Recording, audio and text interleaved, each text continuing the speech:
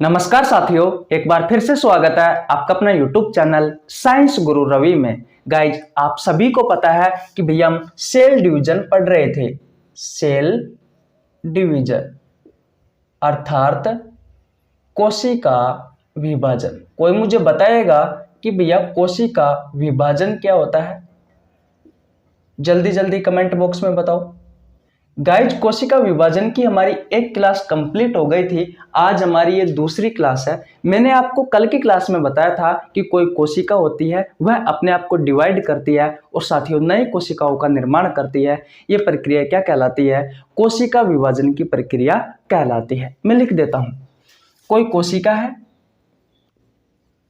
कोई कोशिका है, कोई कोशिका है, वह अपने आप को विभाजित करती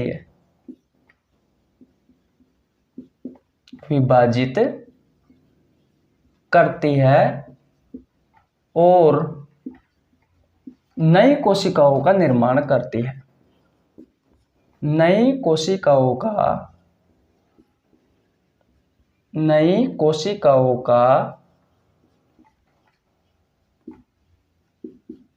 निर्माण करती है। क्या कहलाता है साथियों? कोशिका विभाजन कहलाता है। इसका मतलब समझिए साथियों, ये कोई कोशिका है। ये क्या है साथियों? कोई कोशिका है, और कोशिका में ये केंद्रक है साथियों, और यहां पर क्या पाया जाता है? कोशिका द्रव पाया जाता है। ये कोई कोशिका है साथियों। अब ये कोशिका डिवाइड होगी, और डिवाइड होकर साथियों अनेक कोशिकाओं का निर्माण करेगी। जैसे कि ये कोशिका बन गई और एक ये कोशिका बन गई। ये केंद्रक हो गया और ये कोशिका द्रव हो गया। साथियों, जो कोशिका डिवाइड हुई है साथियों, उसे कहा गया है पेरेंट सेल। और साथियों, जो नई कोशिका बनी है साथियों, उसे कहा गया है डॉटर सेल, यानी कि पुत्री कोशिका। ये होता है साथियों कोशिका विभाजन।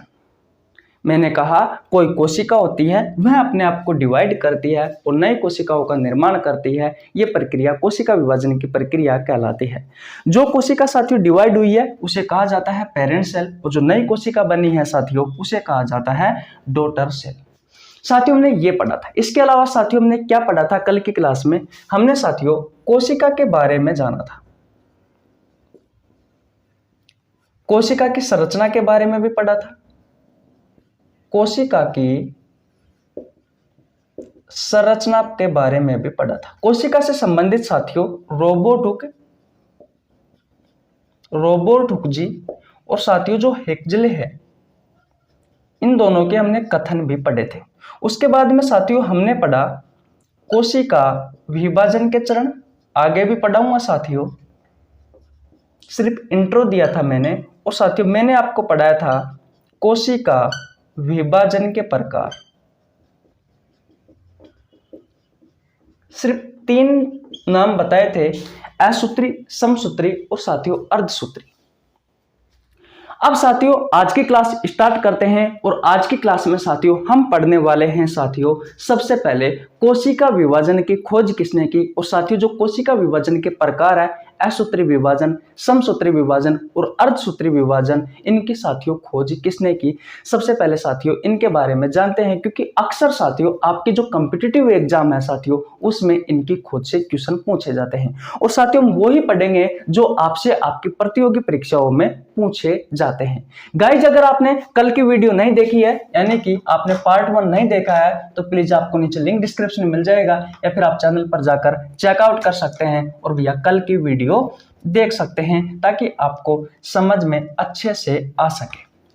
बात क्लियर है? अगर आपने चैनल को अब तक सब्सक्राइब नहीं किया है, तो प्लीज आपसे रिक्वेस्ट है, आपका ही चैनल है, चैनल को सब्सक्राइब कर लीजिए, बेल आइकन को प्रेस कर लेना, जिससे आपके पास हमारे वीडियो का नोटिफिकेशन टाइम टू टाइम पहुंच सके। अब बात करते हैं साथियों कोशिका विभाजन की खोज के बारे में। कोई मुझे बताएगा साथियों कोशिका विभाजन की खोज किसने की? मान लीजिए आपसे आपकी प्रतियोगी परीक्षाओं में क्वेश्चन पूछा गया कि भैया कोशिका विभाजन की खोज किसने की, तो बताइए साथियों। याद रखना साथियों, कोशिका विभाजन की खोज हुई थी साथियों 1855 में। किसने की थी? रुडोल्फ वर्चो, एक वैज्ञानिक था साथियों। इन्होंने सबसे पहले कोशिका विभाजन के बारे में बताया। लेकिन साथियों ये तो इसकी खोज हो गई, रुडोल्फ वर्चो जी ने की थी और 1855 में की थी। लेकिन साथियों इससे पहले मैं आपसे एक क्वेश्चन पूछना चाहता हूं कि भैया जो कोशिका सिद्धांत है, कोशिका सिद्धांत किसने दिया? कोशिका सिद्धांत कोई मुझे बताएगा साथियों? कोशिका सिद्धांत दिया था साथियों 1839 में शेल्डन व स्वान नामक दो वैज्ञानिक थे भैया, इन्होंने कोशिका सिद्धांत दिया था। सबसे पहले साथियों जब मैंने आपको कोशिका वाला चैप्टर पढ़ाया था तो मैंने आपको कोशिका सिद्धांत में ये दो वैज्ञानिकों के नाम बताए थे साथियों। और आपसे अगर आपके एग्जाम में क्वेश्चन पूछा जाता है कि कोशिका सिद्धांत किसने दिया था, तो याद रखना 1839 में साथियों शेल्डन व स्वान दो वैज्ञानिकों ने कोशिका सिद्धांत दिया था। नंबर 1 पर साथियों मैंने आपको ये बताया था। और दूसरे नंबर पर मैंने आपको यह बताया था साथियों कि 1855 में एक वैज्ञानिक था, उसका नाम था रुडोल्फ वर्चो। इन्होंने साथियों कोशिका सिद्धांत दिया और इन्होंने कोशिका सिद्धांत में क्या बताया साथियों? एक शब्द दिया था, एक सेंटेंस दिया था, ओमनी सेलुला ई सेलुला। ओमनी का मतलब होता है साथियों पहले से बनी हुई कोशिका, पहले से बनी हुई कोशिका, या फिर मैं लिख सकता हूं साथियों पुरानी कोशिका। सेलुला का मतलब होता है साथियों सेल यानी कि कोशिका, ई का मतलब होता है टू यानी कि से, और सेलुला का मतलब होता है सेल यानी कि कोशिका। इसका साथियों अगर हम अर्थ निकालें तो इससे यह साबित होता है कि पहले से बनी हुई कोशिकाओं से नई कोशिकाओं का निर्माण होता है। नोट लगाकर आप लिख सकते हो कि पहले से बनी हुई कोशिकाओं से नई कोशिका का निर्माण होता है, नई कोशिका का निर्माण होता है। कोशिका सिद्धांत में साथियों यह सेंटेंस दिया था भैया रुडोल्फ वर्चो ने। अब इससे क्या साबित होता है? भाई मैंने आपको क्या बताया था कि कोशिका विभाजन क्या होता है। कोई कोशिका होती है वह अपने आप को विभाजित करती है और साथियों नई कोशिकाओं का निर्माण करती है, यानी कि पुरानी कोशिका है साथियों उससे ही नई कोशिकाओं का निर्माण हो रहा है। साथियों यही तो है कोशिका विभाजन, जो 1855 में साथियों रुडोल्फ वर्चो ने कोशिका सिद्धांत में यह बताया था कि ओमेनी सेलुला ई सेलुला, यानी कि पहले से बनी हुई कोशिकाओं से साथियों नई कोशिकाओं का निर्माण हो रहा है। तो याद रखना साथियों अगर आपसे क्वेश्चन पूछा जाए कि भैया कोशिका विभाजन की खोज किसने की थी, तो याद रखना 1855 में रुडोल्फ वर्चो नाम का एक वैज्ञानिक था। इन्होंने साथियों सबसे पहले कोशिका विभाजन के बारे में बताया। बोलो साथियों क्या आपको ये कहानी समझ में आई या नहीं आई? इसलिए कहता हूं भैया अगर आपने मेरा कोशिका वाला चैप्टर नहीं पढ़ा है तो जाओ पहले कोशिका वाला चैप्टर पढ़ लो। आपको नीचे लिंक डिस्क्रिप्शन में मिल जाएगा। अगर नीचे लिंक डिस्क्रिप्शन में नहीं मिलता है तो आप चैनल पर जाकर भी चेकआउट कर सकते हैं साथियों। बोलो आगे चले। अब जानते हैं साथियों कोशिका सिद्धांत के कोशिका विभाजन के प्रकार के बारे में। कोशिका विभाजन के साथियों मैंने आपको 3 प्रकार पढ़ाए थे। कितने प्रकार पढ़ाए थे भैया? 3 प्रकार पढ़ाए थे। कोई बता सकता है उनका नाम? देखिए कोशिका विभाजन के प्रकार कितने प्रकार थे? 3। नंबर 1 पर बात करें तो भैया असूत्री यानी कि ए माइटोसिस डिवीजन। नंबर 2 पर समसूत्री यानी कि माइटोसिस डिवीजन यानी कि समसूत्री विभाजन। और नंबर 3 पर आता है साथियों अर्धसूत्रीय विभाजन यानी कि मियोसिस डिवीजन। अब देखिए, आपसे आपकी प्रतियोगी परीक्षाओं में क्वेश्चन पूछा जाता है साथियों कि भैया असूत्रीय विभाजन की खोज किस वैज्ञानिक ने की थी। तो साथियों, अगर असूत्रीय विभाजन की खोज के बारे में पूछे तो आपको वैज्ञानिक याद रखना है रीमेक। और साथियों, अगर नाम के बारे में पूछे कि असूत्रीय नाम किसने दिया था तो याद रखना है साथियों फ्लेमिंग। अक्सर साथियों ये फ्लेमिंग पूछा जाता है आपकी प्रतियोगी परीक्षाओं में, तो भैया आपको क्या याद रखना है, भैया ये फ्लेमिंग याद रखना है। बोलो, यहां तक बात क्लियर है भैया? मैंने कहा कि भैया कोशिका विभाजन के 3 प्रकार है, असूत्रीय विभाजन, समसूत्रीय विभाजन और अर्धसूत्रीय विभाजन। असूत्रीय विभाजन को इंग्लिश में एमाइटोसिस कहा जाता है। इसकी खोज रीमेक नामक वैज्ञानिक ने की थी और साथियों नाम दिया था फ्लेमिंग ने। अगर आपसे साथियों समसूत्रीय विभाजन की खोज के बारे में पूछे कि भैया इसकी खोज किसने की थी, तो याद रखना साथियों फ्लेमिंग नामक वैज्ञानिक ने ही इसकी खोज की थी। बात क्लियर है? अर्धसूत्रीय विभाजन के बारे में बात करें, मियोसिस डिवीजन के बारे में बात करें साथियों, तो इसकी खोज की थी साथियों हार्टविंग ने। किसने की थी? हार्टविंग नामक वैज्ञानिक ने भैया अर्धसूत्रीय विभाजन की खोज की थी। बोलो, क्या आपको समझ में आया या नहीं आया भैया? आ गया है तो स्क्रीनशॉट ले लीजिए। ले लिया भैया स्क्रीनशॉट? जल्दी जल्दी ले लीजिए। ले लिया? ओके, मिटा देता हूं। गाइज, अगर आपके पास में कोई रहता है और कोई कॉम्पिटिटिव एग्जाम की तैयारी करता है तो साथियों आप बता सकते हो कि भैया इस यूट्यूब चैनल पर फ्री ऑफ कॉस्ट बायोलॉजी पढ़ाई जाती है पूरे कंटेंट के साथ। जो जो क्वेश्चन आपसे आपके प्रतियोगी परीक्षाओं में क्वेश्चन पूछे जाते हैं साथियों, उन सभी क्वेश्चनों को देखते हुए साथियों मैं आपको थ्योरी पढ़ाता हूं और उससे संबंधित साथियों मैं आपसे क्वेश्चन करवाता हूं। अब साथियों हम पढ़ने वाले हैं कि हमें कोशिका विभाजन की आवश्यकता क्यों पड़ी। अब हम क्या पढ़ने वाले हैं साथियों कि भैया हमें कोशिका विभाजन की आवश्यकता क्यों पड़ी। देखिए, हेडिंग क्या लगाओगे? कोशिका विभाजन की आवश्यकता क्यों पड़ी। कोशिका विभाजन की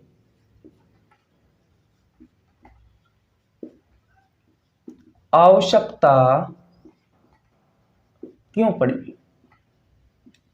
कोई मुझे बताएगा साथियों कि कोशिका विभाजन क्यों किया जाता है, क्यों जरूरी है साथियों कोशिका विभाजन? किसी के पास आंसर है इस क्वेश्चन का कि भैया हम कोशिका विभाजन क्यों करते हैं? क्या कोशिका विभाजन के बिना हमारा काम नहीं चल सकता? तो साथियों संभव नहीं है, कोशिका विभाजन की आवश्यकता पड़ती है। उसके पीछे की सच्चाई क्या है वो देखिए। देखिए भैया, ये कोशिका है, ये क्या है आपकी सेल है, और ये क्या है साथियों ये है केंद्रक, और ये क्या है साथियों आप सभी को पता है, मैंने कोशिका संरचना पढ़ाई थी साथियों पिछली वाली क्लास में। यह है कोशिका द्रव। बात क्लियर है? आप सभी को पता है साथियों कि कोशिका में जो केंद्रक होता है, कोशिका में जो केंद्रक होता है साथियों, कोशिका में जो केंद्रक होता है साथियों, वो भैया कोशिका को नियंत्रित करने का कार्य करता है। कोशिका को नियंत्रित करता है, नियंत्रित करता है। बोलो, आप सभी को पता होगा साथियों कि कोशिका में जो केंद्रक होता है वो पूरी कोशिका को नियंत्रित करता है। कैसे? जैसे कि एक क्लास में बहुत सारे बच्चे बैठे हो और उन सभी को नियंत्रित करने का कार्य कौन करता है? एक टीचर करता है, एक शिक्षक करता है। ठीक उसी प्रकार साथियों पूरी कोशिका में, पूरी कोशिका को नियंत्रित करने का कार्य कौन करता है? केंद्रक करता है। कोशिका द्रव में संचित होने वाली सभी क्रियाओं को नियंत्रित करने का कार्य कौन करता है साथियों? केंद्रक करता है। तो मैं ये भी लिख देता हूं साथियों कि कोशिका द्रव में, कोशिका द्रव में संचित होने वाले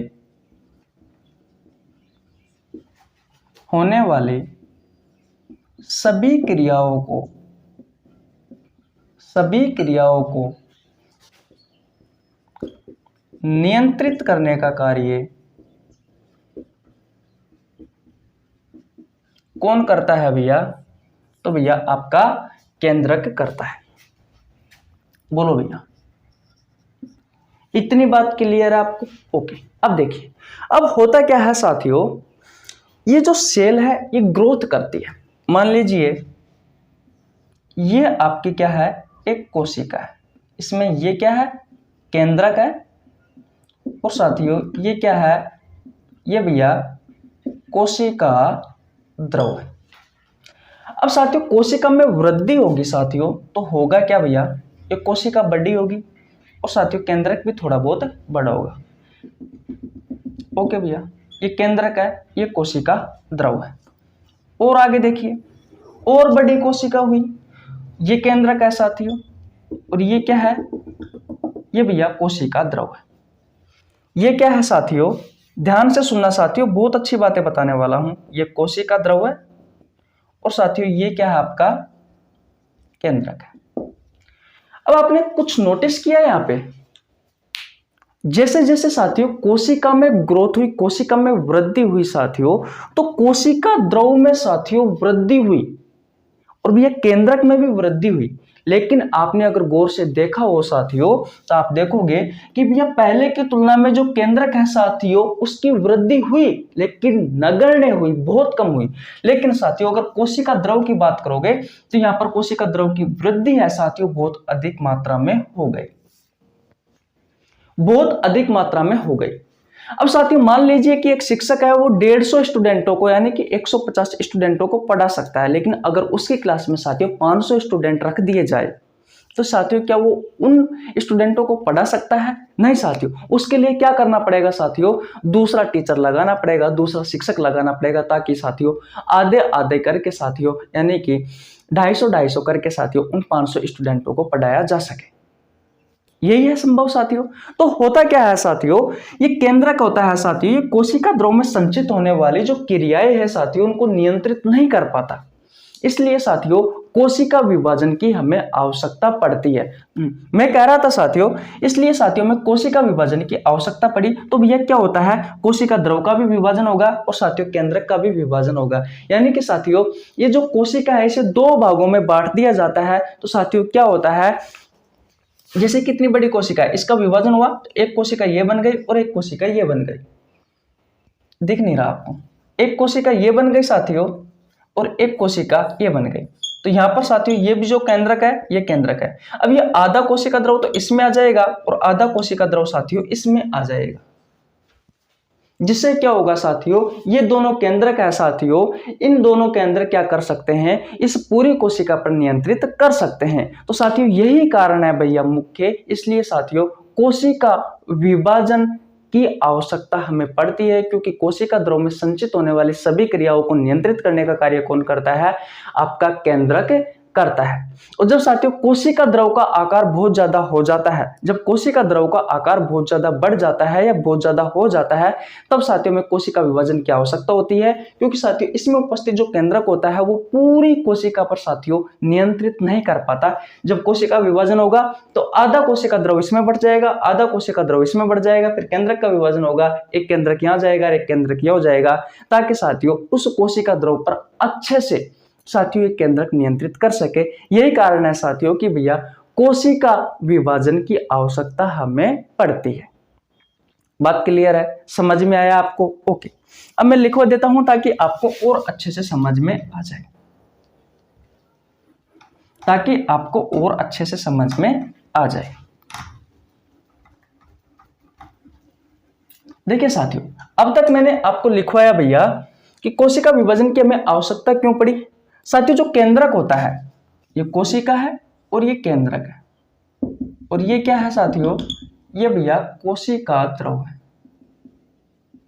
तो कोशिका द्रव में संचित होने वाली सभी क्रियाओं पर नियंत्रित बनाए रखने का कार्य कौन करता है, ये केंद्रक करता है। अब होता क्या है साथियों, कोशिका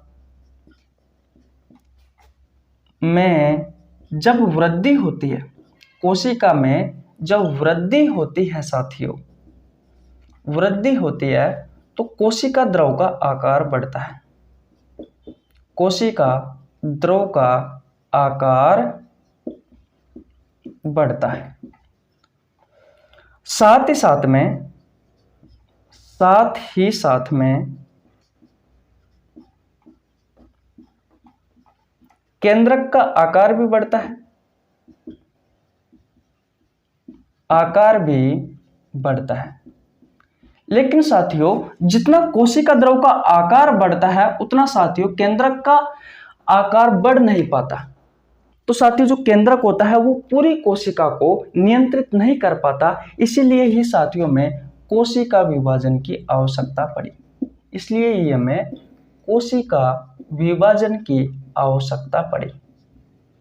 कि कोशिका का विभाजन होगा साथियों तो दो केंद्रक हो गए, और साथियों जो कोशिका द्रव में जो ग्रोथ हुई है, कोशिका द्रव में जो वृद्धि हुई है साथियों, वो द्रव दो अलग अलग कोशिकाओं में संचित हो जाएगा, ताकि साथियों उन कोशिकाओं पर केंद्रक का अच्छे से नियंत्रण हो सके। बोलो बात क्लियर है? स्क्रीनशॉट नहीं लिया है तो स्क्रीनशॉट ले लीजिए साथियों। बोलो भैया क्या आपको समझ में आया कि भैया हम कोशिका विभाजन की हमें आवश्यकता क्यों पड़ी? सिंपल सी बात है साथियों कि कोशिका में जो केंद्रक होता है भैया वो पूरी कोशिका पर नियंत्रण बनाए रखने का कार्य करता है, या फिर मैं ये कह सकता हूं कि कोशिका द्रव में संचित होने वाली जितनी भी क्रियाएं हैं उन सभी क्रियाओं को नियंत्रित करने का कार्य कौन करता है? तो भैया हमारा केंद्रक करता है। बात क्लियर है? जैसे जैसे ही साथियों कोशिका में वृद्धि होती जाती है, यानी कि कोशिका का आकार बड़ा होता जाता है साथियों, तो होता क्या है भैया, कोशिका द्रव का आकार भी बढ़ेगा और केंद्रक का आकार भी बढ़ेगा। लेकिन साथियों जितना कोशिका द्रव का आकार बढ़ता है उसकी तुलना में साथियों केंद्रक का आकार है वो नगण्य अवस्था में बढ़ता है। तो साथियों जो केंद्रक होता है वो पूरी कोशिका पर नियंत्रित नहीं कर पाता, इसलिए साथियों हम कोशिका विभाजन करते हैं ताकि भैया पूरी कोशिका पर हम नियंत्रित पा सके। हम नहीं साथियों, एक्चुअली में केंद्रक नियंत्रित पा सके। इतनी बात क्लियर है? बस ये छोटी सी बात है, समझाने में थोड़ी सी आपको बड़ी लगी होगी साथियों। तो आशा करता हूं भैया कि हमें कोशिका विभाजन क्यों करना पड़ता है ये सच्चाई भी आपको अब समझ में आ गई होगी। कोशिका विभाजन की खोज किसने की, कोशिका विभाजन के जो प्रकार है साथियों उनकी खोज किसने की, ये सभी बातें अब तक मैं आपको समझा चुका।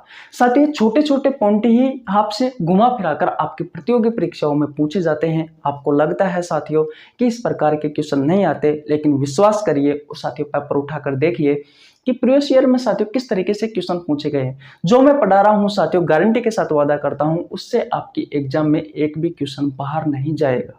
हाँ ये है साथियों कि मैं जो एनसीईआरटी है साथियों, एनसीईआरटी का तो साथियों बहुत सारा डाटा है, लेकिन उसमें से जो महत्वपूर्ण डाटा है जो आपसे आपके प्रतियोगी परीक्षाओं में पूछा जाता है साथियों, वो डाटा मैं आपको उपलब्ध करवा रहा हूं।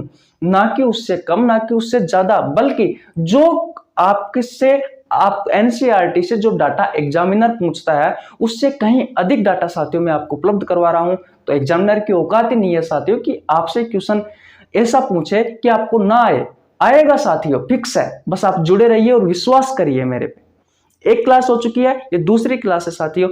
लगभग साथियों 4 से 5 क्लास होने वाली है, आपको मजा आ जाएगा। 4 क्लास तो साथियों कम से कम होगी ही होगी भैया, ये फिक्स है।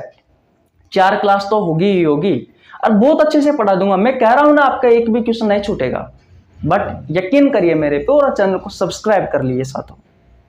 चैनल को सब्सक्राइब कर लेना, बेल आइकन को प्रेस कर लेना, जिससे आपके पास हमारी वीडियो का नोटिफिकेशन टाइम टू टाइम पहुंच सके। बात क्लियर है? ओके, मिटा देता हूं भैया।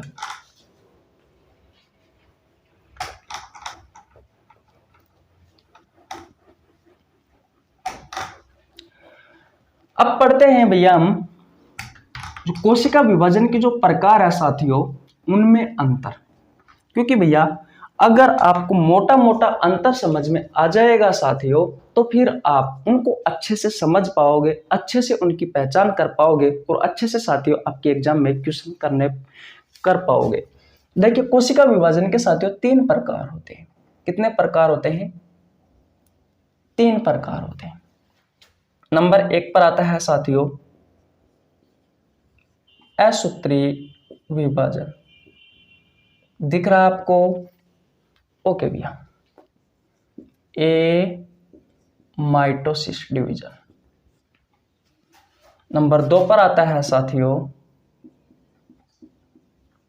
समसूत्रीय विभाजन, माइटोसिस डिवीजन। लिख देता हूं। और भैया नंबर 3 पर आता है अर्धसूत्रीय विभाजन।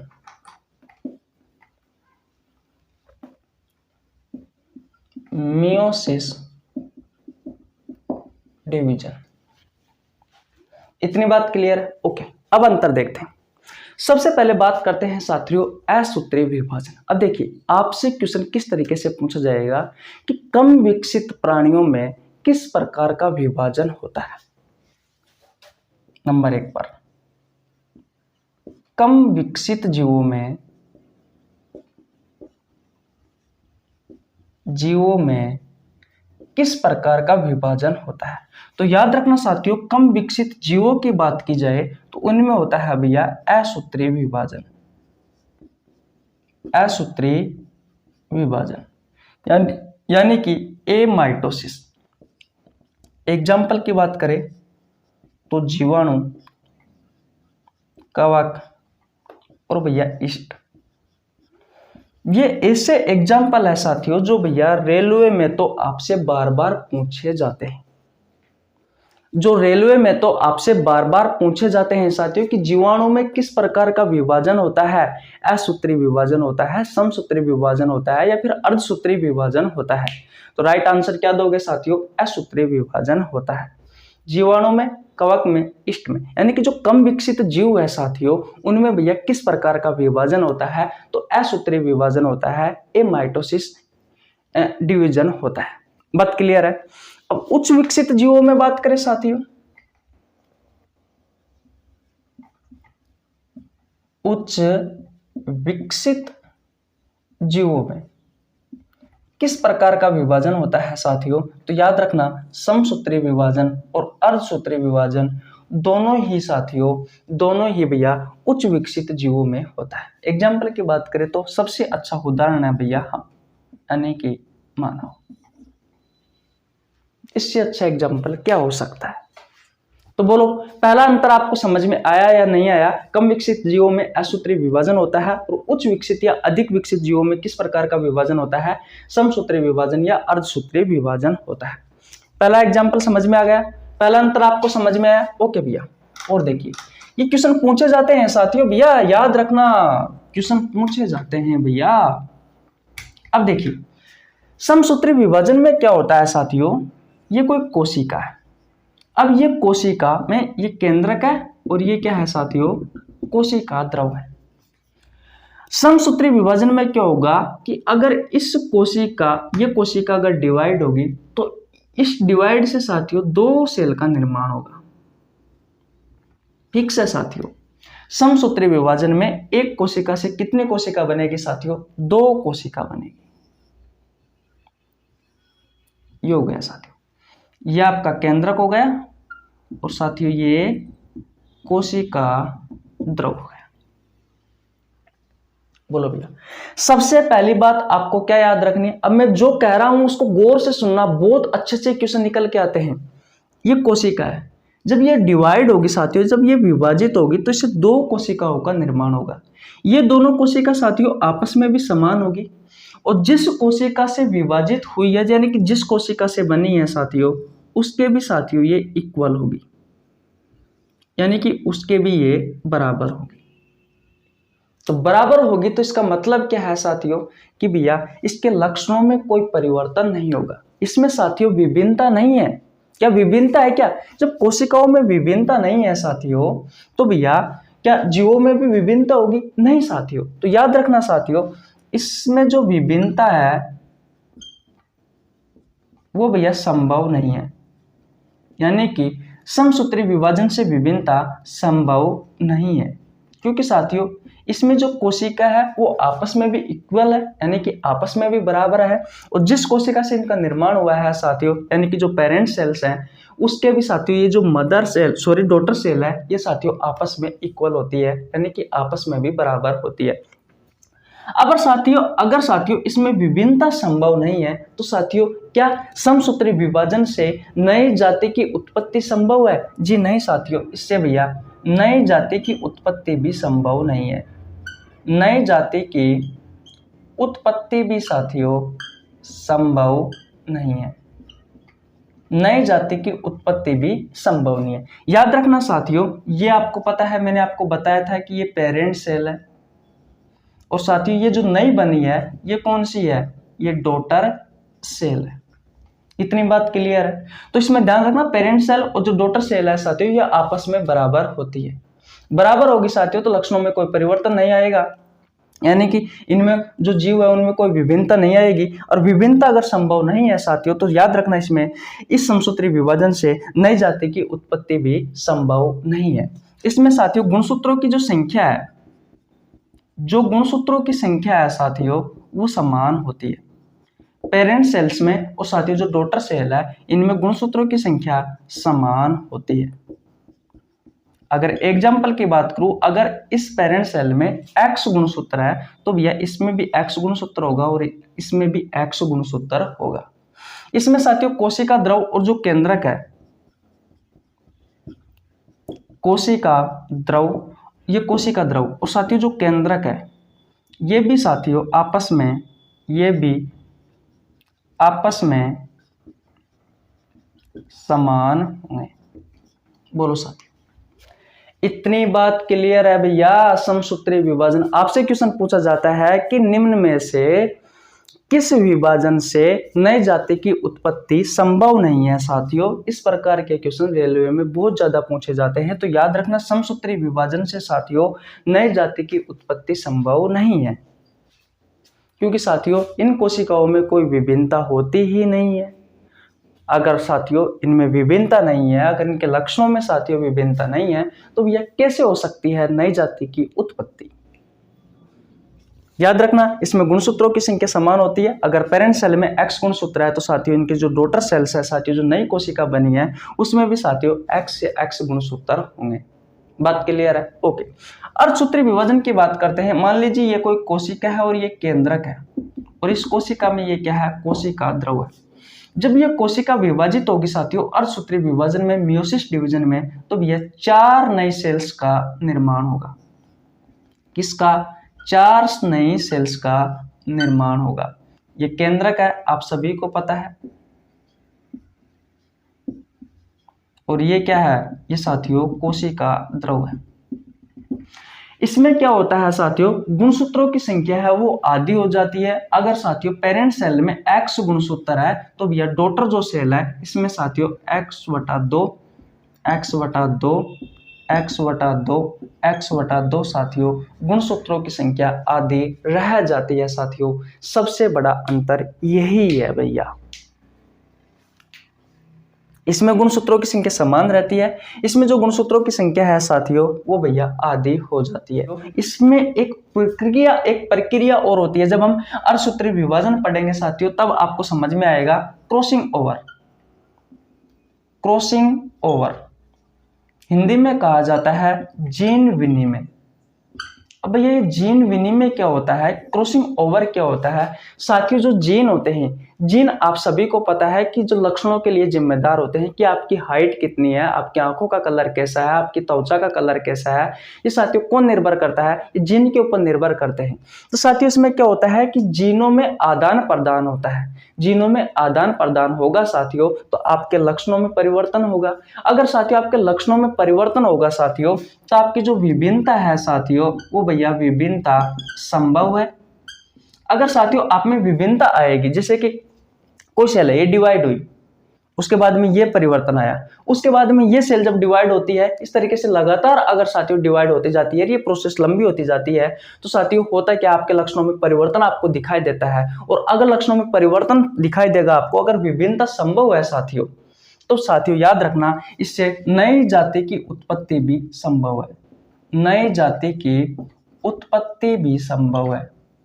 नई जाति की उत्पत्ति भी संभव है, क्योंकि साथियों इनमें क्या होता है, जीनों में आदान प्रदान होता है। और जो जीन होते हैं साथियों वो लक्षणों के लिए क्या होते हैं, जिम्मेदार होते हैं।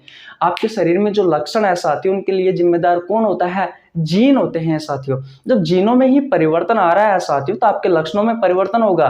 जब साथियों लगातार अर्धसूत्री विभाजन होता रहता है साथियों तो क्या होता है, आप में विभिन्नता दिखाई देती है, आप पहले की तुलना में अलग दिखाई देते हो। तो साथियों इससे क्या होता है, आपकी नई जाति की उत्पत्ति की संभावना रहती है साथियों अर्धसूत्री विभाजन से। तो आपकी प्रतियोगी परीक्षाओं में क्वेश्चन पूछा जाता है कि नई जाति की उत्पत्ति किस विभाजन से संभव है, तो याद रखना साथियों अर्धसूत्री विभाजन से संभव है। बोलो बात क्लियर है साथियों? ओके, समसूत्री विभाजन समझ में आ गया, अर्धसूत्री विभाजन समझ में आ गया। मुख्य पॉइंट यह था कि गुणसूत्रों की संख्या समान होती है और इसमें गुणसूत्रों की संख्या आधी हो जाती है। एक प्रक्रिया होती है अर्धसूत्री विभाजन में क्रॉसिंग ओवर यानी कि जीन विनिमय। इसमें क्या होता है साथियों, जीनों में आदान प्रदान होता है, जीनों में एक्सचेंज होता है, जिससे क्या होता है आपके लक्षणों में भी साथियों परिवर्तन आता है। अगर लक्षणों में परिवर्तन आएगा साथियों तो होएगा क्या, विभिन्नता दिखाई देगी। अगर विभिन्नता दिखाई देगी साथियों तो नई जाति की उत्पत्ति साथियों संभव है भैया अर्धसूत्रीय विभाजन से। आशा करता हूं ये छोटी सी बात है साथियों आपको बहुत अच्छे से समझ में आ गई होगी।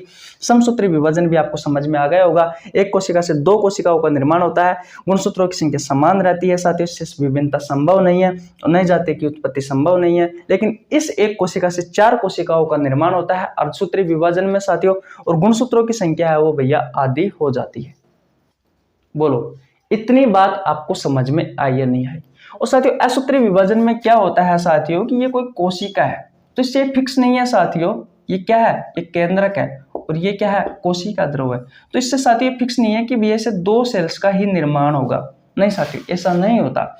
इससे साथियों जो सेल है वो कितनी भी हो सकती है, जैसे कि एक हो सकती है, दो हो सकती है, तीन हो सकती है। असूत्री विभाजन पहली बात तो ये। गुणसूत्रों की संख्या में विभाजन नहीं होता है साथियों, ये असूत्री विभाजन का सबसे अच्छा पॉइंट है। अगर आपसे क्वेश्चन पूछे कि क्या असूत्री विभाजन में गुणसूत्रों की संख्या में विभाजन होता है, तो नहीं साथियों, गुणसूत्रों की संख्या में विभाजन नहीं होता असूत्री विभाजन में। मैं लिख देता हूं कि गुणसूत्रों की संख्या में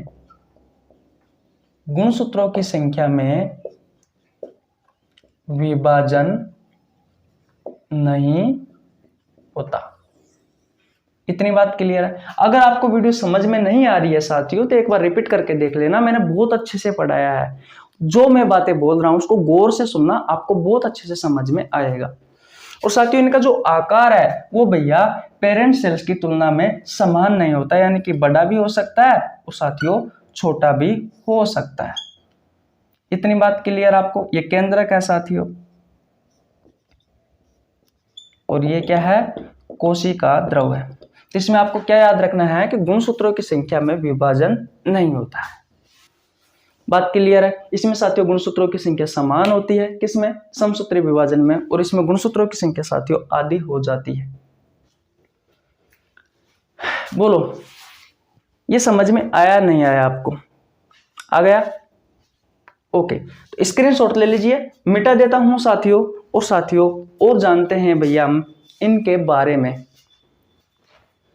असूत्री विभाजन का तो साथियों मैंने आपको एग्जांपल पढ़ा दिया, जीवाणु, कवक, ईस्ट। अब साथियों बात करते हैं कि भैया समसूत्री विभाजन किस में होता है और अर्धसूत्री विभाजन किस में होता है।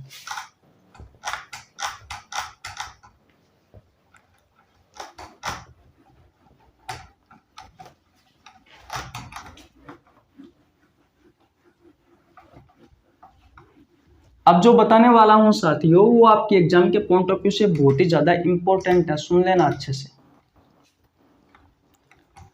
प्रजनन तंत्र वाला चैप्टर किस किसने पढ़ा है कमेंट बॉक्स में बताओ। अगर आपने प्रजनन तंत्र वाला चैप्टर पढ़ा है तो मेरे क्वेश्चनों का जवाब दीजिए। शुक्राणु के निर्माण की प्रक्रिया क्या कहलाती है? मैंने आपसे क्वेश्चन पूछा है कि जो स्पर्म होते हैं यानी कि जो शुक्राणु होते हैं, इन शुक्राणु के निर्माण की प्रक्रिया क्या कहलाती है? कहलाती है साथियों स्पर्मेटोजेनेसिस। बात क्लियर है? क्या कहलाती है? स्पर्मेटोजेनेसिस कहलाती है। और भैया अगर आपसे क्वेश्चन पूछा जाए कि जो ओव्यूम है यानी कि जो अंडाणु है, इस अंडाणु के निर्माण की जो प्रक्रिया है साथियों वो क्या कहलाती है, तो याद रखना साथियों oogenesis कहलाती है। oogenesis कहलाती है। याद रखना साथियों आपके शरीर में, हम मानव की बात कर रहे हैं, ह्यूमन की बात कर रहे हैं, जो शुक्राणु है और जो अंडाणु है साथियों, इनका जो निर्माण है साथियों वो किस विभाजन के थ्रू होता है? आपसे आपके प्रतियोगी परीक्षाओं में क्वेश्चन पूछा जाता है कि असूत्री विभाजन के द्वारा होता है या समसूत्री विभाजन के द्वारा होता है या फिर अर्धसूत्री विभाजन के द्वारा होता है। तो याद रखना साथियों शुक्राणु और जो अंडाणु है साथियों इनका निर्माण भैया अर्धसूत्री विभाजन के द्वारा होता है। अर्धसूत्री विभाजन द्वारा होता है। किस द्वारा होता है साथियों? अर्धसूत्री विभाजन द्वारा होता है। बात क्लियर है? मैंने आपको बताया था साथियों कि जो शुक्राणु होता है, जो स्पर्म होता है और साथियों जो अंडाणु होता है, यानी कि जो ओव्यूम होता है, जब आपस में जुड़ जाता है साथियों तो किसका निर्माण होता है? जाइगोट का। मैंने आपको अच्छे से बताया है जाइगोट को कहा जाता है युग्मनज। और मैंने आपको लास्ट क्लास में यह भी बताया था साथियों कि जो जाइगोट होता है वो मानव जीवन की पहली कोशिका है। इसे मानव जीवन की ईंट भी कहा गया है। इससे ये साथियों हमारी पूरी बॉडी का निर्माण होता है। 1 से 2 कोशिका बनती है, 2 से 4 बनती है, 4 से 8 बनती है, 8 से 16, 16 से 32, 32 से 64। इस तरीके से साथियों कोशिका विभाजन होता रहता है और भैया हमारे शरीर का निर्माण हो जाता है। तो याद रखना साथियों, इससे मानव शरीर का निर्माण, युग्मनज जो जाइगोट है, इससे साथियों मानव शरीर का निर्माण होता है। लेकिन भैया कोशिका विभाजन के थ्रू तो होता है, लेकिन किस कोशिका विभाजन के थ्रू होता है? तो याद रखना साथियों, समसूत्री विभाजन के थ्रू होता है। समसूत्री विभाजन के थ्रू होता है। आपसे आपके प्रतियोगी परीक्षाओं में क्वेश्चन पूछा जाता है कि हमारे शरीर का निर्माण किस विभाजन के द्वारा होता है? तो याद रखना साथियों, समसूत्री विभाजन के द्वारा होता है। लेकिन शुक्राणु और अंडाणु का जो निर्माण है साथियों, ये अर्धसूत्री विभाजन के थ्रू होता है। बोलो, इतनी बात क्लियर है? आपसे आपके प्रतियोगी परीक्षाओं में क्वेश्चन पूछा जाता है कि हमारे शरीर की मरम्मत या फिर साथियों घाव जो है ये भैया किस विभाजन के थ्रू भरते हैं, या शरीर की मरम्मत किस विभाजन के थ्रू होती है, या हमारे शरीर में जो घाव है साथियों वो किस विभाजन के थ्रू भरते हैं? तो याद रखना साथियों, समसूत्री विभाजन के प्रक्रिया के थ्रू साथियों इनका मरम्मत होती है शरीर की और हमारे घाव भरते हैं। बात क्लियर है? एक क्वेश्चन और पूछा जाता है साथियों कि भैया जो कर्क रोग है, सुना है कर्क रोग क्या होता है? कर्क रोग को कहा जाता है कैंसर रोग। जो कैंसर रोग है साथियों कब होता है? जब साथियों अनियंत्रित कोशिका विभाजन हो जाए। जब साथियों अनियंत्रित क्या हो जाए? कोशिका विभाजन हो जाए, तब साथियों क्या होता है? कर्क रोग होता है, कैंसर रोग होता है। तो कभी कभी आपसे ये भी आपकी एग्जाम में क्वेश्चन पूछ लिया जाता है। तो बोलो साथियों, जो मैंने आज आपको पढ़ाया है साथियों वो आपको समझ में आया है या नहीं आया है साथियों? याद रखना, एक बात और बता देता हूं, मैंने आपको समसूत्री विभाजन और अर्धसूत्री विभाजन के बारे में थोड़ा बहुत बताया था। लेकिन अगर आपको वो चीज समझ में नहीं आई है तो उसका मतलब ये नहीं है साथियों कि मैं आपको डिटेल में नहीं समझाऊंगा। नहीं साथियों, ये तो सिर्फ अभी इंट्रो है। पूरी फिल्म तो अब बाकी है साथियों, फिल्म तो अब स्टार्ट होगी। अब तक तो साथियों मैंने सिर्फ आपका इसको इंट्रोडक्शन करवाया है साथियों कोशिका विभाजन का, लेकिन भैया पूरी फिल्म तो अभी बाकी है। एक एक चीज पढ़ाऊंगा साथियों समसूत्री विभाजन में, एक एक चीज पढ़ाऊंगा साथियों अर्धसूत्री विभाजन में। जब तक आपको पूर्ण रूप से समझ में नहीं आ जाता साथियों तब तक मैं इस चैप्टर को छोड़ने वाला नहीं हूं। बहुत अच्छा चैप्टर है, बहुत अच्छे अच्छे क्वेश्चन साथियों इससे पूछे जाते हैं। अभी तक तो साथियों हम सेल साइकिल पढ़ेंगे, पूरी एनसीईआरटी पढ़ा दूंगा आपको, टेंशन मत लीजिए, विश्वास करिए। मेरा जो पढ़ाने का तरीका है थोड़ा सा अलग है साथियों, क्योंकि जो अच्छी अच्छी चीजें हैं साथियों उनको मैं बाद में पढ़ाता हूं, और जो साथियों पुरानी फटी हुई चीजें हैं साथियों उन्हें मैं पहले पढ़ाता हूं, ताकि आपको भी लगे कि साथियों कुछ तो बात है। देखिए, हर जो अच्छी चीज होती है साथियों वो धैर्य से मिलती है, समय से मिलती है। इसलिए धैर्य रखो और साथियों अपने आप पर काबू रखो। अगर कुछ नया सीखना है तो थोड़ा सा समय तो लगेगा, थोड़ा सा धैर्य तो रखेगा। और एक बात और बता देता हूं साथियों, लगभग 3-4 दिन की मैंने छुट्टी की थी। उसका एक रीजन था कि मेरे जो दादाजी है साथियों वो एक्सपायर हो गए थे। इस वजह से साथियों मैं गांव चला गया था तो आपकी क्लास नहीं ले पाया, इसलिए सॉरी। लेकिन अब आपकी रेगुलर क्लास होगी, ये मेरा आपसे वादा है। कैसी लगी आपकी वीडियो? अगर आज की वीडियो आपको अच्छी लगी है तो वीडियो को लाइक कर देना, चैनल पर नया है तो चैनल को सब्सक्राइब कर लेना, बेल आइकन को प्रेस कर लेना, जिससे आपके पास हमारी वीडियो का नोटिफिकेशन टाइम टू टाइम पहुंच सके। अगर आपने स्क्रीनशॉट नहीं लिया है इसका तो भैया स्क्रीनशॉट ले लीजिए। जो चीज़ आपको समझ में नहीं आई है वीडियो रिपीट करके आप देख सकते हो। हंसते रहो, मुस्कुराते रहो और देखते रहो science guru Ravi YouTube channel, free of cost biology पूरे कंटेंट के साथ। आपकी एग्जाम में एक एक क्वेश्चन मिलने वाला है। जब क्वेश्चन आएगा ना आपसे पूछ के आएगा, इस बात का याद रखना कि भैया बायोलॉजी में एक क्वेश्चन दे रहा हूं, आप मुझे फोड़ने से पहले बता देना। उस लेवल की बायोलॉजी पढ़ा दूंगा कि आपने कभी सोची नहीं होगी। बात क्लियर है? ओके, मिलते हैं कल, तब तक के लिए जय हिंद, जय भारत।